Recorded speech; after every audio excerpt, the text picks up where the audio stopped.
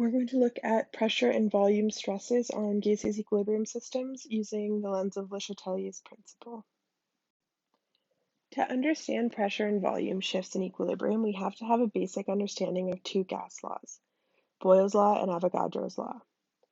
Boyle's law is the relationship between the pressure and the volume of a gas. Boyle's law states that the pressure of a gas is inversely proportional to its volume. That means that if we increase the pressure on a gas, we decrease the volume on that gas. Pressure changes are often accomplished through changes in volume. So if we were to compress a gas, that would increase the pressure. Conversely, if we decrease the pressure on a gas, we increase the volume. So it's important to understand that inverse relationship. Avogadro's law states that the moles of gas is directly proportional to the volume of gas. So what this means is that all gases, the volume of all gases is independent of the type of gas.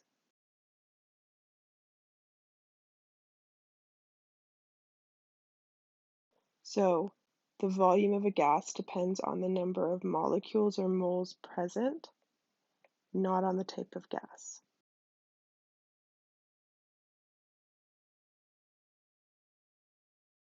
So if we were to, let's say, decrease the volume of a container of gas, that would require a decrease in the number of moles of gas present within that container.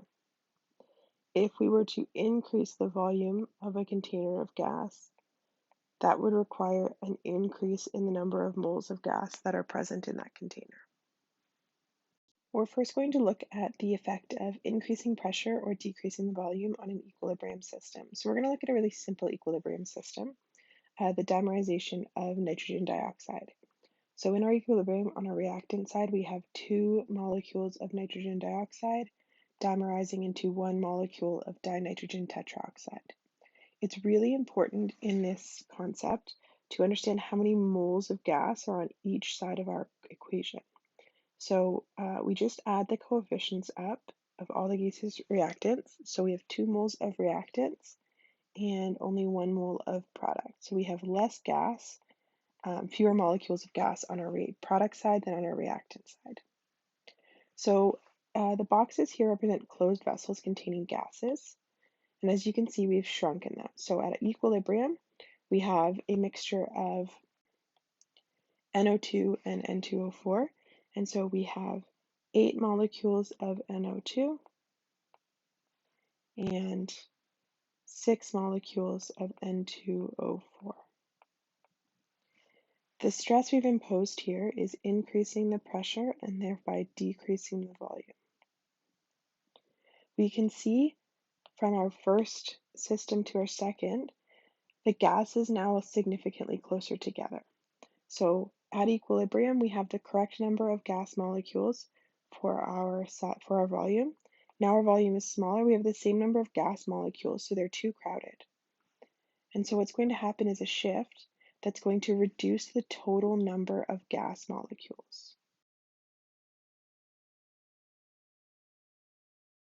So in our shift, we now only have 4 nitrogen dioxides, but we have 8 N2O4 molecules. So we started off with 14 gas molecules, and our shift has reduced that total number of gas molecules down to 12. So in this shift, we're going to see the concentration of NO2 decrease as it's reacting, and the concentration of N2O4 increase as it's being produced. This is thereby a shift right toward the products. So we can see 2 moles of gas and 1 mole of gas. For every 2 moles of gas we react, we only make 1 mole of gas to replace it. So if we need to reduce the total number of molecules of gas present, Shifting towards the side of the reaction with fewer moles of gas will accomplish this. We're going to look now at the stress of decreasing pressure by increasing the volume of a container. So again, we're going to look at the dimerization of nitrogen dioxide. On our reactant side, we have 2 moles of gas, and on our product side, we have 1 mole of gas. So on the far left, we have a system at equilibrium. This system contains 6 NO2 gas molecules and 4 N2O4 gas molecules for a total of 10 molecules of gas. The imposed stress is a decrease in pressure through an increase in volume.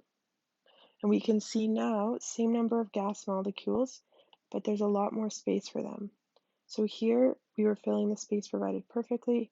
Now we have too much space for the amount of gas we have. And so there's going to be a shift, and that shift is going to be to produce more moles of gas.